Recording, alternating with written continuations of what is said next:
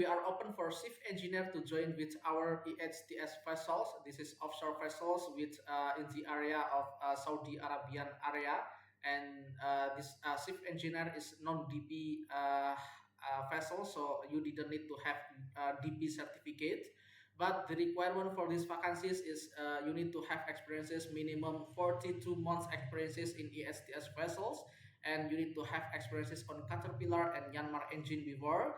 And the daily rate for these vacancies, you need the salary will be 300 US dollar per day, and you will get a half daily rate during familiarization period. Yeah. These vacancies also required for good English because you need to communicate each other with all nationalities. So you need to have English for these vacancies. And please, you can send your application to our email, or you can put it directly to our link database.